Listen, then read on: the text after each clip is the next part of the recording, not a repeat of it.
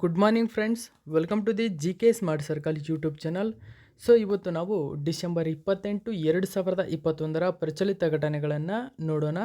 So ನಿಮಗೆ ಗೊತ್ತಿರಲಿ, ನಾನು ಪ್ರತಿದಿನ ಕನ್ನಡದ ಪ್ರಜಾವಾಣಿ ಸೇರಿದಂತೆ ಇಂಗ್ಲೀಷ್ನ ದಿ ಹಿಂದೂ ಪೇಪರ್ನ ಪ್ರಮುಖ ಪ್ರಚಲಿತ ಘಟನೆಗಳನ್ನು ಪ್ರತಿದಿನ ನಿಮ್ಮ ಮುಂದೆ ತರ್ತಾ ಇರ್ತೀನಿ. ಸೊ ಪ್ರತಿಯೊಂದು ಕ್ವಶನ್ನು ತುಂಬ ಇಂಪಾರ್ಟೆಂಟ್ ಆಗಿರುತ್ತದೆ. ಸೊ ವಿಡಿಯೋ ಸ್ಕಿಪ್ ಮಾಡದೆ ಸಂಪೂರ್ಣವಾಗಿ ಈ ಒಂದು ವಿಡಿಯೋವನ್ನು ನೋಡಿ. ಹಾಗಾದರೆ ಕ್ವಶನ್ ನಂಬರ್ 1 ನೋಡಿ. Recently the famous anti apartheid fighter and Nobel peace prize winner archbishop Desmond Tutu, Archbishop Desmond Tutu has died. So what country are they? ನೋಡಿ, ಇತ್ತೀಚೆಗೆ ಖ್ಯಾತ ವರ್ಣಭೇದಿ ವಿರೋಧಿ ಹೋರಾಟಗಾರ ಮತ್ತು ನೊಬೆಲ್ ಶಾಂತಿ ಪುರಸ್ಕೃತ ಆರ್ಚ್ ಬಿಷಪ್ ಡೆಸ್ಮಂಡ್ ಟೋಟೋ ನಿಧನರಾಗಿದ್ದಾರೆ. ಹಾಗಾದರೆ ಇವರು ಕೆಳಗಿನ ಯಾವ ದೇಶದವರು? ಸೊ ಅದಕ್ಕೆ ಸರಿಯಾದಂಥ ಉತ್ತರ ದಕ್ಷಿಣ ಆಫ್ರಿಕಾ. ವೆರಿ ಇಂಪಾರ್ಟೆಂಟ್ ಆಗಿರ್ತಕ್ಕಂಥ ಕ್ವಶನ್ ಸ್ನೇಹಿತರೆ. ನೋಡಿ, ಆರ್ಚ್ ಬಿಷಪ್ ಡೆಸ್ಮಂಡ್ ಟೋಟೋ ಎಂಬತಕ್ಕಂಥವರು ಇವರು ದಕ್ಷಿಣ ಆಫ್ರಿಕಾದ ಖ್ಯಾತ ವರ್ಣಭೇದ ವಿರೋಧಿ ಹೋರಾಟಗಾರರು, ಜೊತೆಗೆ ನೊಬೆಲ್ ಶಾಂತಿ ಪುರಸ್ಕೃತ ವ್ಯಕ್ತಿ ಇವರಾಗಿದ್ದಾರೆ. ಸೊ ಈ ಒಂದು ಮಾಹಿತಿಯನ್ನು ಪ್ರಜಾವಾಣಿ ಪೇಪರಲ್ಲಿ ಕೊಟ್ಟಿದ್ದರು. ನೋಡಿ, ವರ್ಣಭೇದಿ ವಿರೋಧಿ ಹೋರಾಟಗಾರ ಮತ್ತು ಡೆಸ್ಮಂಡ್ ಟೋಟೋ ನಿಧನ. ನೋಡಿ, ಇವರು ಮೂಲತಃ ದಕ್ಷಿಣ ಆಫ್ರಿಕಾದವರು. ನೆನ್ಪಿಟ್ಕೊಳ್ಳಿ, ಇವರು ದಕ್ಷಿಣ ಆಫ್ರಿಕಾದ ವರ್ಣಭೇದಿ ನೀತಿ ವಿರುದ್ಧ ಅಹಿಂಸಾ ಮಾರ್ಗದಲ್ಲಿ ಹೋರಾಡಿದ್ದ ನೊಬೆಲ್ ಶಾಂತಿ ಪುರಸ್ಕೃತ ನಿವೃತ್ತ ಆರ್ಚ್ ಬಿಷಪ್ ಡೆಸ್ಮಂಡ್ ಟೋಟೋ ಅವರು ಭಾನುವಾರ ನಿಧನರಾಗಿದ್ದಾರೆ ಅಂತಕ್ಕಂಥ ಮಾಹಿತಿ ನೀಡಿದೆ. ಇವರು ಜೋಹಾನ್ಸ್ಬರ್ಗ್ನ ಮೊದಲ ಕಪ್ಪು ವರ್ಣೀಯ ಬಿಷಪ್ ಆಗಿದ್ದಾರೆ ಇವರು. ಜೋಹಾನ್ಸ್ಬರ್ಗ್ನ ಮೊದಲ ಕಪ್ಪು ವರ್ಣೀಯ ಬಿಷಪ್ ಆದ ಟೋಟೋ ಅವರು ಬಳಿಕ ಕೇಪ್ ಟೌನ್ನ ಆರ್ಚ್ ಬಿಷಪ್ ಆದರು. So very important. ನೋಡಿ, ಇವರು ಮೊದಲು ಜೋಹಾನ್ಸ್ಬರ್ಗ್ನ ಕಪ್ಪು ವರ್ಣೀಯ ಬಿಷಪ್ ಆದ ಟೋಟೋ ಅವರು ಬಳಿಕ ಕೇಪ್ ಟೌನ್ನ ಆರ್ಚ್ ಬಿಷಪ್ ಆದರು. ನೆನ್ಪಿಟ್ಕೊಳ್ಳಿ. ಇನ್ನು ದೇಶದಲ್ಲಿ ಮತ್ತು ಜಾಗತಿಕವಾಗಿ ಜನಾಂಗೀಯ ಅಸಮಾನತೆ ವಿರುದ್ಧ ಧ್ವನಿ ಎತ್ತಿದ ಅವರು ಈ ಸಂಬಂಧ ಮನಚಿತ್ತ ಮಾತುಗಳ ಮೂಲಕ ಸಾರ್ವಜನಿಕರಲ್ಲಿ ಜಾಗೃತಿ ಮೂಡಿಸುವಲ್ಲಿ ಯಶಸ್ವಿಯಾಗಿದ್ದರು. ಸೊ ಈ ಒಂದು ಇವರ ಸಾವಿನಿಂದ ಮೋದಿ ಕೂಡ ಕಂಬನಿಯನ್ನು ಮಿಡಿದ್ದಾರೆ ಅಂತಕ್ಕಂಥ ಮಾಹಿತಿ ನೀಡಿದ್ದಾರೆ. ಹಾಗಾದರೆ ಇವರು ದಕ್ಷಿಣ ಆಫ್ರಿಕಾದವರು. ದಕ್ಷಿಣ ಆಫ್ರಿಕಾ ಎಲ್ಲಿ ಕಂಡು ಬರುತ್ತದೆ? ನೋಡಿ, ಇಲ್ಲಿ ಕಾಣ್ತಕ್ಕಂಥ ಈ ಪ್ರದೇಶ ಇಲ್ಲಿ ದಕ್ಷಿಣ ಆಫ್ರಿಕಾ ಕಂಡು ಬರುತ್ತದೆ. ಸೊ ಇಲ್ಲಿರ್ತಕ್ಕಂಥದ್ದು. ಇನ್ನು ದಕ್ಷಿಣ ಆಫ್ರಿಕಾದ ಸಂಪೂರ್ಣವಾದ ಪಿಕ್ಚರ್ ನೋಡೋದಾದರೆ, ದಕ್ಷಿಣ ಆಫ್ರಿಕಾದ ರಾಜಧಾನಿ ಜೋಹಾನ್ಸ್ಬರ್ಗ್ ಇಲ್ಲಿದೆ ನೋಡಿ. ಸೊ ಇಲ್ಲಿನ ಒಂದು ದೊಡ್ಡ ನಗರ ಪ್ರಿಟೋರಿಯಾ. ಸೊ ಇಲ್ಲಿ ಮಸೇರು ಎಂಬತಕ್ಕಂಥ ಒಂದು ಇಲ್ಲಿ ಅಭಯಾರಣ್ಯನೂ ಹೌದು, ಇದು ಒಂದು ಸರೋವರನೂ ಹೌದು. ಮಸೇರು ಎಂಬತಕ್ಕಂಥದ್ದು. So very important. South Africa ಇದು ಆಫ್ರಿಕಾ ಖಂಡದ ತುದಿಯ ರಾಷ್ಟ್ರವಾಗಿದೆ ಅಂತಕ್ಕಂಥದ್ದು ನೆನ್ಪಿಟ್ಕೊಳ್ಳಿ. ಸೊ ಇಲ್ಲಿ ಕಾಣ್ತಕ್ಕಂಥ ಕೇಪ್ ಟೌನ್ ಇದೆ ಇಲ್ಲಿ. ಸೊ ಇದು ಪೋರ್ಟ್ ಎಲಿಜಬೆತ್ ಇದೆ. ಸೊ ವೆರಿ ಇಂಪಾರ್ಟೆಂಟ್ ಆಗಿರ್ತಕ್ಕಂಥ ಮಾಹಿತಿ ನೋಡಿ. ಸೊ ಇದರ ಒಂದು ರಾಜಧಾನಿ ಜೋಹಾನ್ಸ್ಬರ್ಗ್ ಆಗಿರ್ತದೆ, ನೆನ್ಪಿಟ್ಕೊಳ್ಳಿ. ಸೊ ಇನ್ನು ನೆಕ್ಸ್ಟ್ ಕ್ವಶನ್ ನೋಡಿ, ವೆರಿ ಇಂಪಾರ್ಟೆಂಟ್ ಆಗಿರತಕ್ಕಂಥ ಕ್ವಶನು. ಇದು ಕೂಡ ಪ್ರಜಾವಾಣಿ ಪೇಪರ್ನ ಪ್ರಮುಖ ಮಾಹಿತಿಯಾಗಿದೆ ನೋಡಿ. Which of the following country recently launched the satellite? ಯಾವುದು? ಅದರ ಹೆಸರು ಜಿಯಾವಾನ್ 102E. ಜಿಯಾವಾನ್ 102E featuring a powerful camera. ನೋಡಿ, ಇತ್ತೀಚೆಗೆ ಕೆಳಗಿನ ಯಾವ ದೇಶವು ಶಕ್ತಿಶಾಲಿ ಕ್ಯಾಮರಾವನ್ನು ಒಳಗೊಂಡ ಉಪಗ್ರಹ ಆಗಿರತಕ್ಕಂಥ ಜಿಯಾವಾನ್ 102E ಯನ್ನು ಉಡಾವಣೆ ಮಾಡಿದೆ? ವೆರಿ ಇಂಪಾರ್ಟೆಂಟ್ ಆಗಿರತಕ್ಕಂಥದ್ದು. ಸೊ ಅದಕ್ಕೆ ಸರಿಯಾದಂಥ ಉತ್ತರ ಚೀನಾ ದೇಶವು ಇತ್ತೀಚೆಗೆ ಜಿಯಾವಾನ್ 102E ಎಂಬ ಒಂದು ಶಕ್ತಿಶಾಲಿ ಕ್ಯಾಮರಾವನ್ನು ಒಳಗೊಂಡಂತಹ ಉಪಗ್ರಹವನ್ನು ಇತ್ತೀಚೆಗೆ ಉಡಾವಣೆ ಮಾಡಿದೆ. ಸೊ ಈ ಮಾಹಿತಿಯನ್ನು ಏನಿದೆ ಪೇಪರಲ್ಲಿ ಅಂತ ನೋಡೋದಾದರೆ, ನೋಡಿ, ಈ ತರಹದ ಕ್ವಶನ್ಗಳನ್ನು ಹೆಚ್ಚಿನ ಪ್ರಮಾಣದಲ್ಲಿ ಎಕ್ಸಾಮಲ್ಲಿ ಕೇಳ್ತಾ ಇರ್ತಾನೆ. ಸೊ ಪ್ರತಿಯೊಂದು ಕ್ವಶನ್ನು ತುಂಬ ಇಂಪಾರ್ಟೆಂಟ್ ಆಗಿರುತ್ತದೆ. ಅಲರ್ಟ್ ಆಗಿ ಎಲ್ಲ ಕ್ವಶನನ್ನು ನೋಟ್ ಮಾಡ್ಕೊಳ್ಳಿ. ನೋಡಿ, ಚೀನಾ ದೇಶವು ಇತ್ತೀಚೆಗೆ ಶಕ್ತಿಶಾಲಿ ಕ್ಯಾಮರಾವನ್ನು ಒಳಗೊಂಡ ಉಪಗ್ರಹವನ್ನು ಉಡಾವಣೆ ಮಾಡಿದೆ. ಸೊ ವೆರಿ ಇಂಪಾರ್ಟೆಂಟ್ ಆಗಿರತಕ್ಕಂಥ ಮಾಹಿತಿ. ನೋಡಿ, ಇದು ಚೀನಾದ ಶಾಂಕ್ಷಿ ಪ್ರಾಂತ್ಯದಲ್ಲಿರತಕ್ಕಂತಹ ತೈವಾನ್ ಉಪಗ್ರಹ ಉಡಾವಣಾ ಕೇಂದ್ರದಿಂದ ಲಾಂಗ್ ಮಾರ್ಚ್ 4C ರಾಕೆಟ್ ಮೂಲಕ, ವೆರಿ ಇಂಪಾರ್ಟೆಂಟು, ಇದನ್ನು ಲಾಂಗ್ ಮಾರ್ಚ್ 4C ರಾಕೆಟ್ ಮೂಲಕ, ಈ ಒಂದು ಹೆಸರು ನೋಡಿ ಇಲ್ಲಿದೆ, ಜಿಯುವಾನ್-1 ಅಂತ ಹೇಳ್ತೀವಿ, ಜಿಯುವಾನ್-1 02E. ಓಕೆ, ಜಿಯುವಾನ್-10 ಅನ್ನೋ 102 ಈ ಉಪಗ್ರಹವನ್ನು ಉಡಾವಣೆ ಮಾಡಿದೆ ಚೀನಾ ದೇಶ. ಸೊ ಇಲ್ಲಿ ನೆನ್ಪಿಟ್ಕೊಳ್ಳಿ, ಯಾವುದೋ ಒಂದು ಚೀನಾದ ಶಾಂಕ್ಷಿ ಪ್ರಾಂತ್ಯದಲ್ಲಿರುವ ತೈವಾನ್ ಉಪಗ್ರಹ ಉಡಾವಣಾ ಕೇಂದ್ರದಿಂದ, ಅಂದರೆ ಲಾಂಗ್ ಮಾರ್ಚ್ 4C ರಾಕೆಟ್ನ ಮೂಲಕ ಈ ಒಂದು ಜಿಯುವಾನ್-102 ಉಪಗ್ರಹವನ್ನು ಉಡಾವಣೆ ಮಾಡಿದೆ. ಈ ಉಪಗ್ರಹ ಏನಿದೆ, ಇದು 2.5 ಕಿಲೋಗ್ರಾಮ್ ತೂಕದ್ದು. ನೋಡಿ, ಜಸ್ಟ್ 2.5 ಕಿಲೋಗ್ರಾಮ್ ಅಷ್ಟೇ ಇದು. So infrared, near infrared, hyper structural ಕ್ಯಾಮ್ರಾಗಳನ್ನು ಹೊಂದಿದೆ. ಈ ಕ್ಯಾಮ್ರಾಗಳು ಭೂಮಿಯ ಪೂರ್ಣ ಬಣ್ಣದ ಪ್ಯಾಂಕ್ರೋಮ್ಯಾಟಿಕ್ ಚಿತ್ರಗಳನ್ನು ತೆಗೆಯುವ ಸಾಮರ್ಥ್ಯವನ್ನು ಹೊಂದಿವೆ. ವೆರಿ ಇಂಪಾರ್ಟೆಂಟ್, ಪ್ಯಾಂಕ್ರೋಮ್ಯಾಟಿಕ್ ಚಿತ್ರಗಳನ್ನು ತೆಗೆಯುವ ಸಾಮರ್ಥ್ಯವನ್ನು ಹೊಂದಿದೆ ಎಂದು CGTN TV ವರದಿ ಮಾಡಿದೆ. ವೆರಿ ಇಂಪಾರ್ಟೆಂಟ್ ಆಗಿರ್ತಕ್ಕಂಥ ಮಾಹಿತಿ ಇದು. ಸೊ ಇನ್ನು ನೆಕ್ಸ್ಟ್ ಕ್ವಶನ್ ನೋಡೋಣ ಬನ್ನಿ. ನೋಡಿ, ಈ ಕ್ವಶನ್ ಮಾತ್ರ ವೆರಿ ಇಂಪಾರ್ಟೆಂಟ್ ಆಗಿರತಕ್ಕಂಥ ಕ್ವಶನ್ ಆಗಿರುತ್ತದೆ. ನೋಡಿ, for the first time in India, which of this state is known as the ಇಂಗಾ ಕ್ರಾಪ್. ಇಂಗು ಅಂತ ಹೇಳ್ತೀವಿ, ಇಂಗು ಕ್ರಾಪ್.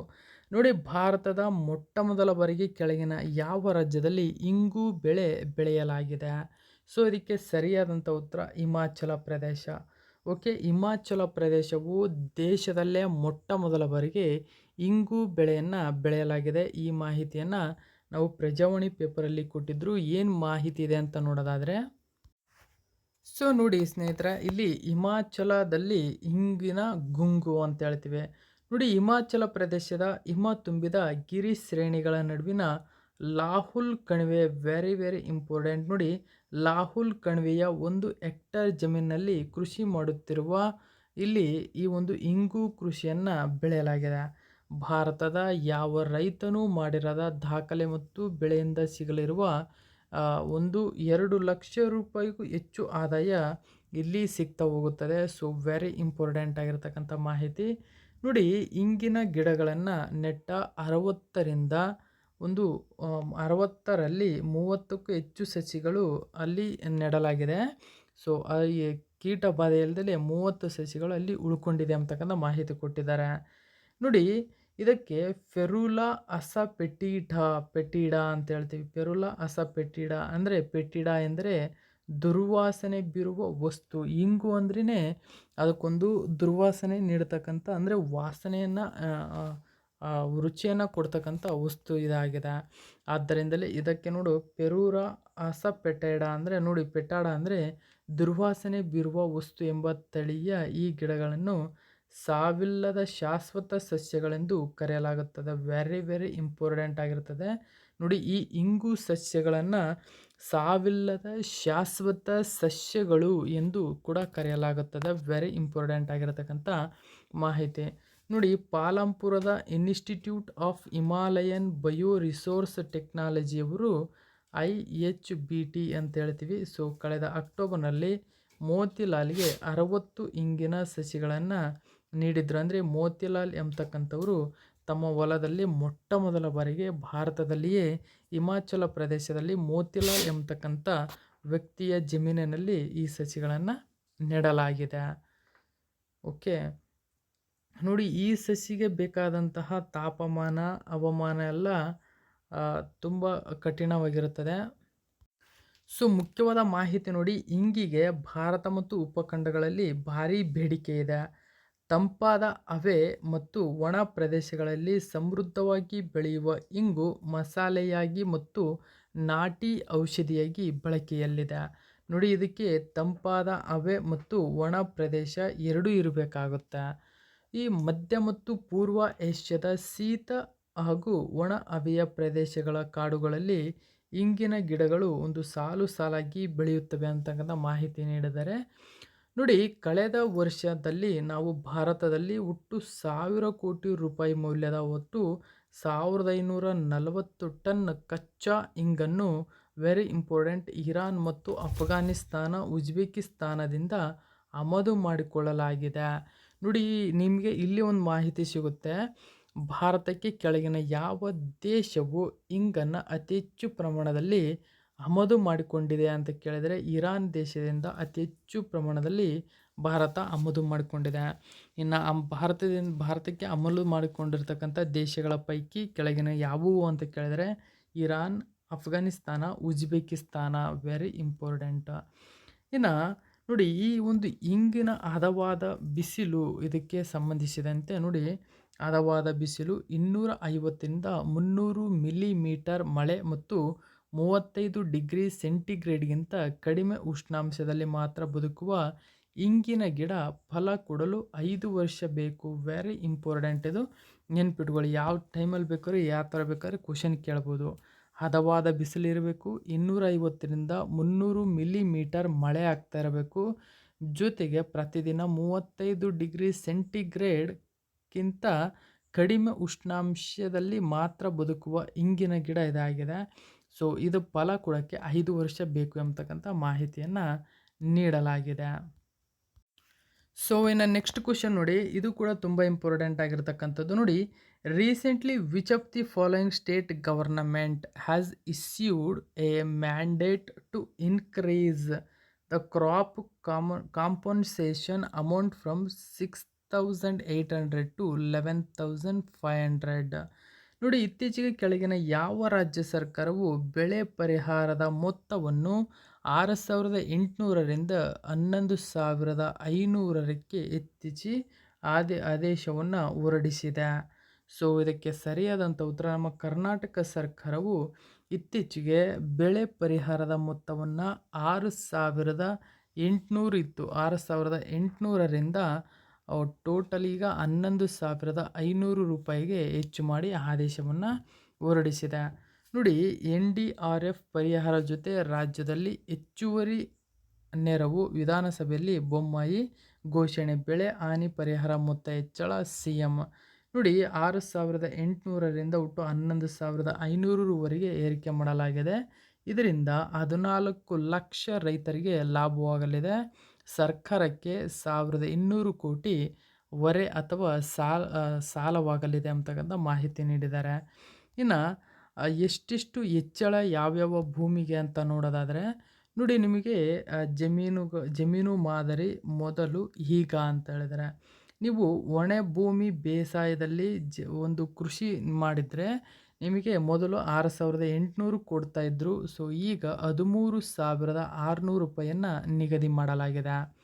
ಇನ್ನು ನೀವು ನೀರಾವರಿ ಜಮೀನಿನಲ್ಲಿ ಜಮೀನು ಮಾಡಿದರೆ, ಸೊ ಮಳೆಯಿಂದ ನಾಶವಾಗಿದ್ದರೆ ಮೊದಲು ನಿಮಗೆ 13,500 ಕೊಡ್ತಾಯಿದ್ರು, ಈಗ 25,000 ರೂಪಾಯಿಗೆ ಹೆಚ್ಚು ಮಾಡಲಾಗಿದೆ. ಇನ್ನು ತೋಟಗಾರಿಕಾ ಬೇಸಾಯ ಅಂದರೆ ತೆಂಗು, ಅಡಕೆ, ಈ ಥರ ಬಾಳೆ, ದಾಳಿಂಬೆ, ಈ ಥರ ಕಬ್ಬು, ಈ ಥರ ವಸ್ತುಗಳಾಗಿದ್ದರೆ ಇವರಿಗೆ ಒಂದು ಹೆಕ್ಟ್ರಿಗೆ ಒಂದು ಹೆಕ್ಟರ್, ನೆನ್ಪಿಟ್ಕೊಳ್ಳಿ, ಎಕರೆ ಅಲ್ಲ, ಒಂದು ಹೆಕ್ಟರ್ ಅಂದರೆ 2.5 ಎಕರೆಗೆ ಸಮವಾಗಿರುತ್ತದೆ. ನೀವು ತೋಟಗಾರಿಕಾ ಬೆಳೆ ಆಗಿದ್ದರೆ 18,000 ರೂಪಾಯಿನ ಮೊದಲು ಕೊಡ್ತಿದ್ರು, ಈಗ 28,000ಕ್ಕೆ ಏರಿಕೆ ಮಾಡಲಾಗಿದೆ. ಓಕೆ, ವೆರಿ ಇಂಪಾರ್ಟೆಂಟ್ ಆಗಿರತಕ್ಕಂಥ ಮಾಹಿತಿ ಇದು. ನೋಡಿ, ರಾಜ್ಯದಲ್ಲಿ ಇತ್ತೀಚೆಗೆ ಪ್ರವಾಹ ಹಾಗೂ ಅತಿವೃಷ್ಟಿಯಿಂದ ಉಂಟಾಗುವ ಬೆಳೆ ಹಾನಿಗೆ ರಾಷ್ಟ್ರೀಯ ವಿಪತ್ತು ಪರಿಹಾರ ನಿಧಿಯ ನಿಯಮಗಳ ಅಡಿಯಲ್ಲಿ ಒಟ್ಟು 6,800ರಿಂದ 11,500ರವರೆಗೆ ವಿವಿಧ ಬೆಳೆಗಳಿಗೆ ಪರಿಹಾರ ನೀಡುವುದಾಗಿ ಮುಖ್ಯಮಂತ್ರಿ ಬೊಮ್ಮಾಯಿ ಅವರು ಇತ್ತೀಚೆಗೆ ಘೋಷಿಸಿದ್ದಾರೆ. ಸೊ ವೆರಿ ಇಂಪಾರ್ಟೆಂಟ್ ಆಗಿರತಕ್ಕಂಥ ಮಾಹಿತಿ ಇದಾಗಿರುತ್ತದೆ. ಇನ್ನು ನೆಕ್ಸ್ಟ್ ಕ್ವಶನ್ ನೋಡಿ, ಇದು ವೆರಿ ಇಂಪಾರ್ಟೆಂಟ್ ಆಗಿರತಕ್ಕಂಥದ್ದು. ನೋಡಿ, in which of the following state the central government to recommends the withdrawal of the armed force sovereign act ಹಾಪ್ಸ್ಪಾ ಅಂತ ಹೇಳ್ತೀವಿ. ನೋಡಿ, ಕೆಳಗಿನ ಯಾವ ರಾಜ್ಯದಲ್ಲಿ ಜಾರಿಯಲ್ಲಿರುವ ವೆರಿ ಇಂಪಾರ್ಟೆಂಟ್ ಆಗಿರ್ತಕ್ಕಂಥ ಕ್ವಶನ್ ಇದು. ನೋಡಿ ಸಶಸ್ತ್ರ ಪಡೆಗಳ ಪರಮಾವಧಿ ಕಾಯ್ದೆ ನೋಡಿ ಇದಕ್ಕೆ ಆಪ್ ಸ್ಪಾ ಅನ್ನು ಹಿಂಪಡೆಯಲು ಕೇಂದ್ರ ಸರ್ಕಾರ ಶಿಫಾರಸು ಮಾಡಿದೆ. ಸೊ ವೆರಿ ಇಂಪಾರ್ಟೆಂಟ್, ಇದಕ್ಕೆ ಸರಿಯಾದಂಥ ಉತ್ತರ ನಾಗಾಲ್ಯಾಂಡ್. ನೋಡಿ ನಾಗಾಲ್ಯಾಂಡ್ ರಾಜ್ಯದಲ್ಲಿ ಜಾರಿಯಲ್ಲಿದ್ದ ಸಶಸ್ತ್ರ ಪಡೆಗಳ ಪರಮಾಧಿಕಾರ ಕಾಯ್ದೆ ಅನ್ನ ಇತ್ತೀಚೆಗೆ ಕೇಂದ್ರ ಸರ್ಕಾರ ಹಿಂಪಡೆಯಲು ಶಿಫಾರಸನ್ನು ಮಾಡಿದೆ. ಹಾಗಾದರೆ ಈ ಸಶಸ್ತ್ರ ಪಡೆಗಳ ಈ ಒಂದು ಮಾಹಿತಿಯನ್ನು ನಮ್ಮ ಕನ್ನಡದ ಪೇಪರಲ್ಲಿ ಕೊಟ್ಟಿದ್ದರು. ಸೊ ಹಾಗಾದರೆ ಈ ಸಶಸ್ತ್ರ ಪಡೆಗಳ ಪರಮಾಧಿಕಾರ ಕಾಯ್ದೆ ಅಂದರೆ ಏನಂದರೆ, ಈ ನಾಗಾಲ್ಯಾಂಡಲ್ಲಿ ಒಂದು ಉಗ್ರಗಾಮಿ ಚಟುವಟಿಕೆಗಳ ಗುಂಪು ಹೆಚ್ಚಾಗಿದೆ. ಈ ಒಂದು ನಿಯಂತ್ರಣ ಮಾಡಲಿಕ್ಕಾಗಿ ಅವರನ್ನು ಸಿಕ್ಕಲ್ಲಿ ಕೊಲ್ಲಬಹುದು, ಆ ತರಹದ ಪರಮಾಧಿಕಾರ ಕಾಯ್ದೆಯನ್ನು ರೂಪಿಸಿ ನಾಗಾಲ್ಯಾಂಡ್ ರಾಜ್ಯಕ್ಕೆ ಅಲ್ಲಿ ಕಾಯ್ದೆಯನ್ನು ರೂಪಿಸಿತ್ತು. ಈ ಕಾಯ್ದೆಯಿಂದ ಇತ್ತೀಚೆಗೇನು ಭದ್ರತಾ ಪಡೆಗಳು ಮತ್ತು ಉಗ್ರಗಾಮಿಗಳ ನಡುವೆ ನಡೆದಂತಹ ಸಂಘರ್ಷದಲ್ಲಿ ಭದ್ರತಾ ಪಡೆಗಳು ಅವರು ಉಗ್ರಗಾಮಿಗಳು ಅಂತ ಹೇಳಿ ಮಿಸ್ಸಾಗಿ ತಿಳಿದು 14 ಜನ ನಾಗರಿಕರನ್ನು ಗುಂಡಿಟ್ಟು ಹತ್ಯೆ ಮಾಡಲಾಯಿತು. ಸೊ ಈ ಒಂದು ಘೋರ ಘಟನೆ ನಡೆದಂಥ ಸಂದರ್ಭದಲ್ಲಿ ಕೇಂದ್ರ ಸರ್ಕಾರವು ಸಶಸ್ತ್ರ ಪಡೆಗಳ ಪರಮಾಧಿಕಾರ ಕಾಯ್ದೆಯನ್ನು ವಾಪಸ್ ತೆಗೆದುಕೊಂಡಿದೆ. ಸೊ ಈ ಒಂದು ಕಾಯ್ದೆ ನಾಗಾಲ್ಯಾಂಡಲ್ಲಿತ್ತು. ವೆರಿ ಇಂಪಾರ್ಟೆಂಟ್ ಆಗಿರತಕ್ಕಂಥ ಕಾಯ್ದೆ ಇದು, ನೆನ್ಪಿಟ್ಕೊಳ್ಳಿ. ನೋಡಿ ಸಶಸ್ತ್ರ ಪಡೆಗಳ ಪರಮ ಅಧಿಕಾರ ಕಾಯ್ದೆ ವಾಪಸ್ಸಿಗೆ ಸಮಿತಿ. ನೋಡಿ ನಾಗಾಲ್ಯಾಂಡ್ನಲ್ಲಿ ಜಾರಿಯಲ್ಲಿರುವ ಸಶಸ್ತ್ರ ಪಡೆಗಳ ಪರಮಾಧಿಕಾರ ಕಾಯ್ದೆ, ಇದಕ್ಕೆ ನಾವು ಆಪ್ ಸ್ಪಾ ಅನ್ನು ಹಿಂಪಡೆಯುವ ಕುರಿತು ಶಿಫಾರಸು ಮಾಡಲು ಕೇಂದ್ರ ಸರ್ಕಾರ ಗೃಹ ಸಚಿವಾಲಯದ ಹೆಚ್ಚುವರಿ ಕಾರ್ಯದರ್ಶಿಯ ನೇತೃತ್ವದಲ್ಲಿ 5 ಸಮಿತಿಯನ್ನು ರಚಿಸಿದೆ. ಸೇನೆ ಗುಂಡಿಗೆ 14 ಮಂದಿ ಬಲಿಯಾದ ಬೆನ್ನಲ್ಲೇ ಈ ಒಂದು ನಿರ್ಧಾರವನ್ನು ಕೈಗೊಳ್ಳಲಾಗಿದೆ, ನೆನ್ಪಿಟ್ಕೊಳ್ಳಿ. ಸೊ ಇನ್ನು ನೆಕ್ಸ್ಟ್ ಕ್ವಶನ್ ನೋಡಿ, ಈ ಒಂದು ಕ್ವಶನ್ನು ದಿ ಹಿಂದೂ ಪೇಪರ್ನ ಪ್ರಮುಖ ಮಾಹಿತಿಯಾಗಿದೆ. ಹಿಂದೂ ಪೇಪರ್ದು ನೋಡಿ, which country has decided to close all of its nuclear power plants by 2025. So very important ಆಗಿರತಕ್ಕಂಥ ಕ್ವಶನ್. ನೋಡಿ, ಯಾವ ದೇಶವು 2025ರ ವೇಳೆಗೆ ತನ್ನ ಎಲ್ಲ ಪರಮಾಣು ವಿದ್ಯುತ್ ಸ್ಥಾವರಗಳನ್ನು ಮುಚ್ಚಲು ನಿರ್ಧರಿಸಿದೆ? ಸೊ ಇದಕ್ಕೆ ಸರಿಯಾದಂಥ ಉತ್ತರ ಬೆಲ್ಜಿಯಂ ದೇಶ ಈ ಒಂದು 2025ರ ವೇಳೆಗೆ ತನ್ನ ಎಲ್ಲ ಪರಮಾಣು ವಿದ್ಯುತ್ ಸ್ಥಾವರ ನ್ಯೂಕ್ಲಿಯರ್ ಪವರ್ ಪ್ಲ್ಯಾಂಟ್ಸ್ನ ಮುಚ್ಚಲು ನಿರ್ಧಾರ ಕೈಗೊಂಡಿದೆ. ಹಾಗಾದರೆ ಪೇಪರಲ್ಲಿ ಇದರ ಬಗ್ಗೆ ಏನು ಮಾಹಿತಿ ಕೊಟ್ಟಿದ್ರು ಅಂತ ನೋಡೋದಾದರೆ ನೋಡಿ, 2025ರ ವೇಳೆಗೆ ದೇಶದ ಎಲ್ಲ ಪರಮಾಣು ಶಕ್ತಿ ಸ್ಥಾವರಗಳನ್ನು ಮುಚ್ಚಲಾಗುವುದು ಎಂದು ಬೆಲ್ಜಿಯಂ ಸರ್ಕಾರ ಹೇಳಿದೆ. ಆದಾಗ್ಯೂ ಬೆಲ್ಜಿಯಂ ಭವಿಷ್ಯದ ಪರಮಾಣು ತಂತ್ರಜ್ಞಾನದಲ್ಲಿ ಹೂಡಿಕೆ ಮಾಡುತ್ತದೆ. ಬೆಲ್ಜಿಯಂ ಸರ್ಕಾರದ ಪ್ರಕಾರ ಮುಂದಿನ 3 ವರ್ಷಗಳಲ್ಲಿ ಅದು ದೇಶದ ಎಲ್ಲ ಪರಮಾಣು ವಿದ್ಯುತ್ ಸ್ಥಾವರಗಳನ್ನು ಮುಚ್ಚಲಿದೆ ಅಂತಕ್ಕಂಥ ಮಾಹಿತಿಯನ್ನು ನೀಡಿದೆ. ಬೆಲ್ಜಿಯಂನ ರಾಜಧಾನಿ ಬ್ರುಸೆಲ್ಸ್, ಇಲ್ಲಿ ಒಂದು ಕರೆನ್ಸಿ ಯೂರೋ, ಪ್ರಧಾನಮಂತ್ರಿ ಅಲೆಕ್ಸಾಂಡರ್ ಡಿ ಕ್ರೋ. ಓಕೆನಾ. ಸೊ ನೆಕ್ಸ್ಟ್ ಕ್ವಶನ್ ನೋಡಿ, ಈ ಕ್ವಶನ್ನು ಕೂಡ ದಿ ಹಿಂದೂ ಪೇಪರ್ನ ಪ್ರಮುಖ ಕ್ವಶನ್ ಆಗಿದೆ ಇದು. ಹಾಗಾದರೆ ಕ್ವಶನ್ ನೋಡಿ, which state government launch the Meendum Manjappai ಅಂತ ಹೇಳ್ತೀವಿ. ಮಿಂಡಮ್ ಮಂಜಪ್ಪೈ ವೆರಿ ಇಂಪಾರ್ಟೆಂಟ್ ಆಗಿರತಕ್ಕಂಥದ್ದು. So Meendum Manjappai scheme to promote the usage of cloth bags. Okay, ಯಾವ ರಾಜ್ಯ ಸರ್ಕಾರವು ಬಟ್ಟೆ ಚೀಲಗಳ ಬಳಕೆಯನ್ನು ಉತ್ತೇಜಿಸಲು ಮಿಂಡಮ್ ಮಂಜಪ್ಪೈ ಯೋಜನೆಯನ್ನು ಪ್ರಾರಂಭಿಸಿದೆ? ಸೊ ಇದಕ್ಕೆ ಸರಿಯಾದಂಥ ಉತ್ತರ ತಮಿಳುನಾಡು. ನಿಮಗೆ ಗೊತ್ತಾಗಿರಬೇಕು ನೋಡಿ, ಪೈ ಈ ಥರ ಒಂದು ಅಂದ್ರೆ ರಾಮನ್ ಈ ಥರ ಅಂತಂದು ವಿಶ್ವನಾಥನ್ ಈ ಥರ ಹೆಸರುಗಳು ಬಂತು ಅಂದರೆ ಅದು ಮೋಸ್ಟ್ ಆಫ್ ತಮಿಳ್ನಾಡೇ ಆಗಿರುತ್ತದೆ, ನೆನ್ಪಿಟ್ಕೊಳ್ಳಿ. ಇದು ದಿ ಹಿಂದೂ ಪೇಪರ್ನ ಮಾಹಿತಿಯಾಗಿರುತ್ತದೆ. ನೋಡಿ, ಇತ್ತೀಚೆಗೆ ತಮಿಳುನಾಡು ಸರ್ಕಾರವು ಬಟ್ಟೆ ಚೀಲಗಳ ಬಳಕೆಯನ್ನು ಉತ್ತೇಜನ ಮಾಡಲು ಬಟ್ಟೆ ಚೀಲಗಳ ಬಳಕೆಯನ್ನು ಉತ್ತೇಜನ ಮಾಡಲು ಮಿಂಡಮ್ ಮಂಜಪ್ಪೈ ಎಂಬತಕ್ಕಂಥ ಯೋಜನೆಯನ್ನು ಜಾರಿಗೆ ತಂದಿದೆ. ಸೊ ನೆನ್ಪಿಟ್ಕೊಳ್ಳಿ, ಈ ಮಾಹಿತಿ ತುಂಬ ಇಂಪಾರ್ಟೆಂಟ್ ಆಗಿರತಕ್ಕಂಥದ್ದು. ನೋಡಿ, ತಮಿಳುನಾಡು ಮುಖ್ಯಮಂತ್ರಿ ಆಗಿರ್ತಕ್ಕಂಥ ಕೆ ಸ್ಟಾಲಿನ್ ಅವರು ಪರಿಸರ ಸ್ನೇಹಿ ಉಪಕ್ರಮವಾದ ಮಿಂಡಂ ಮಂಜಪಾಯ್ ಎಂಬ ಬಟ್ಟೆ ಚೀಲವನ್ನು ಪ್ರಾರಂಭಿಸಿದರು. ಅದು ಹಿಂದೆ ದೈನಂದಿನ ಜೀವನದ ಅವಿಭಾಜ್ಯ ಅಂಗವಾಗಿತ್ತು. ತಮಿಳಿನಲ್ಲಿ ಹಳದಿ ಬಟ್ಟೆಯ ಚೀಲಗಳು ಅಥವಾ ಮಂಜಪೈ ಎಂದು ಕರೆಯಲ್ಪಡುವ ಈ ಜಾಗೃತಿ ಅಭಿಯಾನವು ಈ ಪರಿಸರ ಸ್ನೇಹಿ ಚೀಲದ ಬಳಕೆಗೆ ಮರಳಲು ಮತ್ತು ಪ್ಲಾಸ್ಟಿಕ್ ಚೀಲಗಳನ್ನು ತ್ಯಜಿಸಲು ಜನರನ್ನು ಉತ್ತೇಜಿಸುವ ಗುರಿಯನ್ನು ಹೊಂದಿದೆ. ನೋಡಿ, ತಮಿಳುನಾಡಿನ CM ಕೆ ಸ್ಟಾಲಿನ್, ತಮಿಳುನಾಡಿನ ರಾಜಧಾನಿ ಚೆನ್ನೈ, ತಮಿಳುನಾಡಿನ ರಾಜ್ಯಪಾಲರು RN ರವಿ. ನೆನ್ಪಿಟ್ಕೊಳ್ಳಿ. ನೋಡಿ, ತಮಿಳುನಾಡು ಈ ಒಂದು ಯೋಜನೆಯನ್ನು ಜಾರಿಗೆ ತಂದಿದೆ. ವೆರಿ ಇಂಪಾರ್ಟೆಂಟ್ ಆಗಿರತಕ್ಕಂಥ ಯೋಜನೆ ಇದು. ಇನ್ನು ನೆಕ್ಸ್ಟ್ ಕ್ವಶನ್ ನೋಡಿ. ಈ ಕ್ವಶನ್ನು ದಿ ಎಕನಾಮಿಕ್ಸ್ ಟೈಮ್ಸ್ ಪೇಪರ್ನ ಪ್ರಮುಖ ಮಾಹಿತಿ ಇದಾಗಿದೆ. ಹಾಗಾದರೆ ಕ್ವಶನ್ ನೋಡಿ, SIDBI ಸೈನ್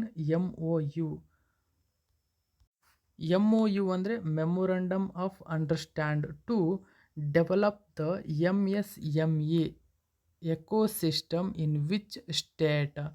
ನೋಡಿ, ಯಾವ ರಾಜ್ಯದಲ್ಲಿ MSME ಪರಿಸರ ವ್ಯವಸ್ಥೆಯನ್ನು ಅಭಿವೃದ್ಧಿಪಡಿಸಲು SIDBI ಒಪ್ಪಂದಕ್ಕೆ ಸಹಿ ಹಾಕಿದೆ? ಸೊ ಇದಕ್ಕೆ ಸರಿಯಾದಂಥ ಉತ್ತರ ಪಶ್ಚಿಮ ಬಂಗಾಳ ಸ್ನೇಹಿತರ. ಹೌದು, ಪಶ್ಚಿಮ ಬಂಗಾಳ ರಾಜ್ಯದಲ್ಲಿ MSME ಪರಿಸರ ವ್ಯವಸ್ಥೆಯನ್ನು ಅಭಿವೃದ್ಧಿಪಡಿಸಲು SIDBI ಈ ಒಂದು ಒಪ್ಪಂದಕ್ಕೆ ಸಹಿ ಹಾಕಿದೆ. ವೆರಿ ಇಂಪಾರ್ಟೆಂಟ್ ಆಗಿರ್ತಕ್ಕಂಥ ಮಾಹಿತಿ. ನೋಡಿ, ಏನು ಕೊಟ್ಟಿದ್ರು ವೆಸ್ಟ್ ಬೆಂಗಾಲ್ಗೆ ಸಂಬಂಧಿಸಿದಂಥ ಮಾಹಿತಿ ಇದಾಗಿದೆ. ನೋಡಿ, ಸಣ್ಣ ಕೈಗಾರಿಕೆಗಳ ಅಭಿವೃದ್ಧಿ ಬ್ಯಾಂಕ್ ಆಫ್ ಇಂಡಿಯಾ SIDBI ರಾಜ್ಯದಲ್ಲಿ ಸೂಕ್ಷ್ಮ, ಸಣ್ಣ ಮತ್ತು ಮಧ್ಯಮ ಉದ್ಯಮಗಳ ಅಂದರೆ MSME ಪರಿಸರ ವ್ಯವಸ್ಥೆಯನ್ನು ಅಭಿವೃದ್ಧಿಪಡಿಸಲು ಪಶ್ಚಿಮ ಬಂಗಾಳ ಸರ್ಕಾರದೊಂದಿಗೆ ತಿಳುವಳಿಕೆ ಒಪ್ಪಂದಕ್ಕೆ ಸಹಿ ಹಾಕಿದೆ. ಸೊ ಈ ಪ್ರಕಾರ SIDBI ಯೋಜನಾ ನಿರ್ವಹಣಾ ಘಟಕ ಆಗಿರತಕ್ಕಂಥ PMU ರಾಜ್ಯ ಸರ್ಕಾರದೊಂದಿಗೆ ಕೆಲಸ ಮಾಡುತ್ತದೆ. ಇನ್ನು ಪಶ್ಚಿಮ ಬಂಗಾಳದ ರಾಜಧಾನಿ ಕಲ್ಕತ್ತಾ, ಪಶ್ಚಿಮ ಬಂಗಾಳದ CM ಮಮತಾ ಬ್ಯಾನರ್ಜಿ, ಪಶ್ಚಿಮ ಬಂಗಾಳದ ರಾಜ್ಯಪಾಲರು ಜಗದೀಪ್ ಧನ್ಖಾರ್ ಅಂತ ಹೇಳ್ತೀವಿ. ಇನ್ನು SIDBIನ ಪ್ರಸ್ತುತ ಅಧ್ಯಕ್ಷರು ಮತ್ತು MD ಯಾರಂದರೆ ಶಿವಸುಬ್ರಮಣಿಯನ್ ರಾಮನ್. ಸೊ ಪ್ರಧಾನ ಕಚೇರಿ ಲಕ್ನೋದಲ್ಲಿದೆ. ಲಕ್ನೋ ಉತ್ತರ ಪ್ರದೇಶದಲ್ಲಿದೆ, ನೆನ್ಪಿಟ್ಕೊಳ್ಳಿ. ಸೊ ಹಾಗಾದರೆ ಈ SIDBIನ ಟ್ಯಾಗ್ಲೈನ್ ಏನಂದರೆ ಹೇ ಈ ಗಂಗಾ ನಹಿ ಹಿ ಔರ್ ಉದ್ಯಮಿ ಬ್ಯಾಂಕ್ ಜೆಹೆ ಅಂತಕ್ಕಂಥದ್ದು ಅದರ ಒಂದು ಸ್ಲೋಗನ್ ಆಗಿದೆ. ಇನ್ನು ನೆಕ್ಸ್ಟ್ ಕ್ವಶನ್ ನೋಡಿ. ಈ ಕ್ವಶನ್ನು ದಿ ಹಿಂದೂ ಪೇಪರ್ನ ಪ್ರಮುಖ ಮಾಹಿತಿ ಇದಾಗಿದೆ. ನೋಡಿ, ಇಂಡಿಯನ್ ಸ್ಕೀಯರ್ ಅಂತ ಹೇಳ್ತೀವಿ. ಸ್ಕೀಯರ್ ಕ್ರೀಡೆ ಅಂತ ಅಂದರೆ ಹಿಮಗಡ್ಡೆಯಲ್ಲಿ ತೇಲ್ಕೊಂಡು ಹೋಗ್ತಾರೆ ನೋಡಿ. ಒಂದು ಏನು ಹಿಮ ಏನಾರು ಬೀಳ್ತಿರ್ಬೇಕಾದ್ರೆ ಹಾರ್ಕೊಂಡು ತೇಲ್ಕೊಂಡು ಹೋಗ್ತಾರಲ್ಲ, ಅದಕ್ಕೆ ಸ್ಕೀಯರ್ ಅಂತ ಹೇಳ್ತೀವಿ. ಆ ಇಂಡಿಯನ್ ಸ್ಕೀಯರ್ ಆಗಿರತಕ್ಕಂಥ ಸ್ಪೋರ್ಟ್ಸ್ ಪರ್ಸನ್ ಯಾರು? Anchal Thakur wins dash medal at FIS international ski federation alpine skilling competition ಅಂತ ಹೇಳ್ತೀವಿ. Alpine skiing competition. ನೋಡಿ, ಭಾರತೀಯ ಸ್ಕೀಯರ್ ಆಟಗಾರ್ತಿಯಾಗಿರ್ತಕ್ಕಂಥ ಆಂಚಲ್ ಠಾಕೂರ್ ಏನಿದ್ದಾರೆ, ಇವರು ಅಂತಾರಾಷ್ಟ್ರೀಯ ಸ್ಕೀ ಫೆಡರೇಷನ್ನಲ್ಲಿ ಆಲ್ಪೈನ್ ಸ್ಕೀಯಿಂಗ್ ಸ್ಪರ್ಧೆ, ವೆರಿ ಇಂಪಾರ್ಟೆಂಟ್, ಆಲ್ಪೈನ್ ಸ್ಕೀಯಿಂಗ್ ಸ್ಪರ್ಧೆಯಲ್ಲಿ ಡ್ಯಾಶ್ ಪದಕವನ್ನು ಗೆದ್ದಿದ್ದಾರೆ. ಸೊ ಅದಕ್ಕೆ ಸರಿಯಾದಂಥ ಉತ್ತರ ಕಂಚು. ನೋಡಿ, ಬ್ರಾಂಜ್ ಮೆಡಲ್ ಅಂತ ಹೇಳ್ತೀವಿ. ನೋಡಿ, ಆಂಚಲ್ ಠಾಕೂರ್ ಏನಿದ್ದಾರೆ own bronze medal at FIS alpine skiing competition 2021. Skiing ಇದು. ಸೊ ನಾನು ಅಲ್ಲಿ ಸ್ಕಿಪ್ಪಿಂಗ್ ಅಂತ ಹೇಳಿದೆ. ಸೊ ನೋಡಿ, ಅವರು ಇಲ್ಲಿ ಮಂಜುಗಡ್ಡೆಯಲ್ಲಿ ಆಡ್ತಕ್ಕಂಥ ಒಂದು ಕ್ರೀಡೆ ಇದಾಗಿದೆ. ನೋಡಿ, ಭಾರತೀಯ ಸ್ಕೀಯರ್ ಆಂಚಲ್ ಠಾಕೂರ್ ಏನಿದ್ದಾರೆ, ಇವರು ಮಾಂಟೆನೆಗ್ರೋದಲ್ಲಿ ನಡೆದ FIS ಆಲ್ಪೈನ್ ಸ್ಕೀಯಿಂಗ್ ಸ್ಪರ್ಧೆಯಲ್ಲಿ ಕಂಚಿನ ಪದಕವನ್ನು ಗೆದ್ದಿದ್ದಾರೆ. ಅಂತಾರಾಷ್ಟ್ರೀಯ ಮಟ್ಟದಲ್ಲಿ 2 ಪದಕಗಳನ್ನು ಗೆದ್ದ ಮೊದಲ ಭಾರತೀಯ ಸ್ಕೀ ಅಥ್ಲೆಟ್ ಇವರಾಗಿದ್ದಾರೆ. ವೆರಿ ಇಂಪಾರ್ಟೆಂಟ್ ನೋಡಿ. ಸ್ಕೀ ಎಂಬತಕ್ಕಂಥ ಕ್ರೀಡೆ ಕೆಳಗಿನ ಯಾವ ವಲಯಕ್ಕೆ ಸಂಬಂಧಿಸಿದೆ ಅಂತ ಅಂದರೆ ಇದು ಅಥ್ಲೆಟಿಕ್ಸ್ ಆಗಿರುತ್ತದೆ, ನೆನ್ಪಿಟ್ಕೊಳ್ಳಿ. ಸೊ 2018ರಲ್ಲಿ ಕಂಚಿನ ಪದಕ ಗೆದ್ದಾಗ ಅಂತಾರಾಷ್ಟ್ರೀಯ ಸ್ಕೀ ಸ್ಪರ್ಧೆಯಲ್ಲಿ ಪದಕ ಗೆದ್ದ ಮೊದಲ ಭಾರತೀಯ ಮಹಿಳೆ ಇವರಾಗಿದ್ದರು. ಯಾರು? ಆಂಚಲ್ ಠಾಕೂರ್. ಸೊ ನೋಡಿ, ಈ ಒಂದು ನೋಡಿ ಬ್ರಾಂಜ್ ಮೆಡಲ್ ಮತ್ತು ಬೆಳ್ಳಿ ಪದಕವನ್ನು ಪಡೆದಿರ್ತಕ್ಕಂಥವ್ರನ್ನ ಹೆಚ್ಚಿನ ಪ್ರಮಾಣದಲ್ಲಿ ಎಕ್ಸಾಮ್ಗಳಲ್ಲಿ ಇತ್ತೀಚೆಗೆ ಕೇಳ್ತಾ ಇದ್ದಾರೆ. ಸೊ ಆ ದೃಷ್ಟಿಯಿಂದ ಯಾರ್ಯಾರೆಲ್ಲ ಓದ್ತಾ ಇದ್ದಾರ ಬ್ರಾಂಜ್ ಮೆಡಲನ್ನು ಪಡ್ಕೊಂಡಿರ್ತಕ್ಕಂಥವ್ರನ್ನ ಇತ್ತೀಚೆಗೆ ಹೆಚ್ಚಿನ ಪ್ರಮಾಣದಲ್ಲಿ ಕೇಳ್ತಾ ಇದ್ದಾರೆ. ಸೊ ಅದನ್ನು ಕರೆಕ್ಟಾಗಿ ನೋಡ್ಕೊಳ್ಳಿ. ನೋಡಿ, ಆಂಚಲ್ ಠಾಕೂರ್ ಕೆಳಗಿನ ಯಾವ ಕ್ರೀಡೆಗೆ ಸಂಬಂಧಿಸಿದ್ದಾರೆ ಅಂತಕ್ಕಂಥ ಕ್ವಶನನ್ನು ಕೇಳಬಹುದು. ಅಥವಾ ಇತ್ತೀಚೆಗೆ FIS ಆಲ್ಪೈನ್ ಸ್ಕೀಯಿಂಗ್ ಸ್ಪರ್ಧೆಯಲ್ಲಿ ಕೆಳಗಿನ ಯಾವ ಕ್ರೀಡಾಪಟು ಕಂಚಿನ ಪದಕವನ್ನು ಪಡೆದಿದ್ದಾರೆ ಅಂತಕ್ಕಂಥ ಕ್ವಶನನ್ನು ಕೇಳಬಹುದು. ಸೊ ಹಾಗಾದರೆ ಈ ಆಂಚಲ್ ಠಾಕೂರ್ ಯಾವ ಒಂದು ಕ್ರೀಡೆಗೆ ಸಂಬಂಧಿಸಿದ್ದಾರೆ ಅಂತ ಕೇಳ್ಬೋದು. ಇಲ್ಲ ಸ್ಕೀ ಎಂಬತಕ್ಕಂಥ ಸ್ಕೀಯಿಂಗ್ ಕ್ರೀಡೆ ಕೆಳಗಿನ ಯಾವ ವಲಯಕ್ಕೆ ಸಂಬಂಧಿಸಿದೆ ಅಂತ ಕೇಳ್ಬೋದು. ಅಥ್ಲೆಟಿಕ್ಸ್. ಓಕೆ. ಸೊ ಯಾವ ಕ್ವಶನ್ ಕೇಳಿದರೂ ನೀವು ಎಲ್ಲದಕ್ಕೂ ತಯಾರಾಗಿರಬೇಕು.